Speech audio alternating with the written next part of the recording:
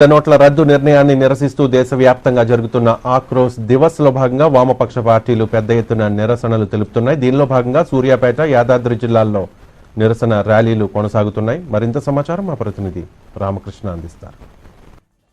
పెద్ద నోట్ల రద్దును నిర్ణయిస్తూ కేంద్ర ప్రభుత్వం తీసుకున్న నిర్ణయాన్ని వ్యతిరేకిస్తూ మిత్రపక్ష పార్టీలు, వామపక్షాలు, అదేవిధంగా ప్రతిపక్ష పార్టీలు ఈరోజు దేశవ్యాప్తంగా బంద్కు పిలుపునిచ్చాయి.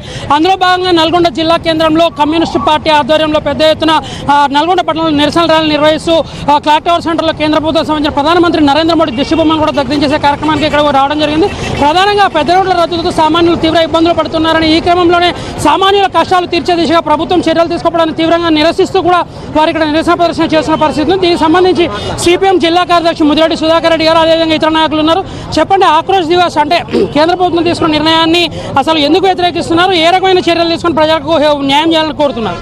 10% ఉన్నటువంటి నల్ల కుబేర్ల నుంచి నల్లధనాన్ని బయటికి తీసుకురాలేకుండా 90% ఉన్నటువంటి సామాన్యులను ఇబ్బంది పెట్టే అనాలోచిత, ముందు చూపు లేని మోడీ నిర్ణయాన్ని నిరసిస్తూ సామాన్యుల ఇబ్బందులను తొలగించడానికి తక్షణ చర్యలు తీసుకోవాలని డిమాండ్ చేస్తూ ఈరోజు మొత్తం దేశవ్యాప్తంగా వామపక్ష పార్టీలు, అట్లాగే మిగిలిన ప్రతిపక్ష పార్టీలు కూడా ఆందోళన కార్యక్రమం చేపట్టడం జరిగింది. ముఖ్యంగా వామపక్షాలుగా మేము డిమాండ్ చేస్తున్నది ఏమంటే నిర్ణయాన్ని వ్యతిరేకించడం లేదు, కానీ ఈ నిర్ణయానికి ముందు ప్రత్యామ్నాయాన్ని ఆలోచించి సామాన్యులకు ఇబ్బంది రాకుండా తగిన చర్యలు తీసుకొని ఉంటే ఈరోజు ఇంతమంది ఇబ్బందులకు గురి కాకుండా, అట్లాగే రైతులు, వ్యవసాయ కూలీలు, కార్మికులు, అన్ని వర్గాల ప్రజలు తీవ్రంగా ఇబ్బంది పడుతున్నారు. చివరికి దేశవ్యాప్తంగా 75 మందికి పైగా చనిపోవడం అనేది జరిగింది. ఈ రకమైనటువంటి ఇబ్బందులకు గురి చేస్తున్నటువంటి ఈ అనాలోచిత చర్యని నిరసిస్తూ మేము వామపక్షాల ఆధ్వర్యంలో నల్లగొండ పట్టణంలో బంద్కు సహకరించాలని కోరుతూ ప్రజల్ని అభ్యర్థించుకుంటూ ర్యాలీగా తిరుగుతున్నాం. ఈ బంద్కు ప్రజల నుంచి మంచి స్పందన ఉంది.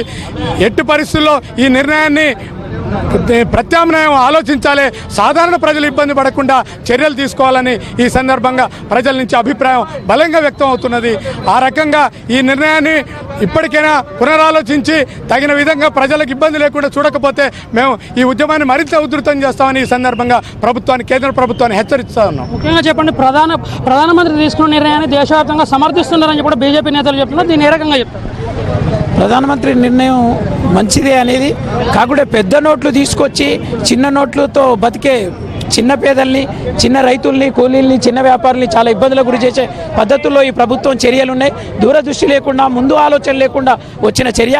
దీంతోపాటు ప్రతిపక్షాలని కనీసం సంప్రదించకుండా కేంద్ర ప్రభుత్వం మొండి వైఖరితో ఈ నిర్ణయం తీసుకోవడం అనేది జరిగింది.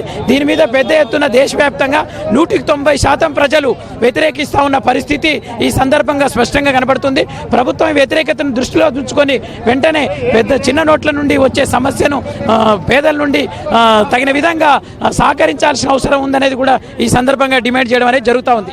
ముఖ్యంగా వామపక్ష పార్టీలు నిర్వహించిన బంద్కు సంబంధించి సిపిఎం, సిపిఐ, అదేవిధంగా న్యూ డెమోక్రసీ ఆధ్వర్యంలో భారతదేశ వ్యాప్తంగా నిరసనలు వ్యక్తం చేయడంతో పాటు పెద్ద నోట్ల రద్దు నిర్ణయాన్ని నిరసిస్తూ పూర్తి స్థాయిలో కూడా రోడ్ల మీదకి వచ్చి ప్రజల సమస్యలను పరిష్కరించే దిశగా కేంద్ర ప్రభుత్వం చర్యలు చేపడాలని డిమాండ్ చేస్తారు. ఒకవేళ కేంద్ర ప్రభుత్వం ఈ బంద్ తర్వాత, నిరసన ర్యాలీ తర్వాత స్పందించకపోయినట్లయితే పెద్ద ఎత్తున కూడా ఆందోళనకు మరింత ఉధృతం చేసే దిశగా సాగుతామని కూడా సిపిఎం పార్టీ నేతలు చెబుతున్నారు. ఇది నల్గొండలో బంద్కు సంబంధించిన తాజా అప్డేట్స్. వీడియో జర్నలిస్ట్ రాజుతో రామకృష్ణ, నెంబర్ 1 న్యూస్.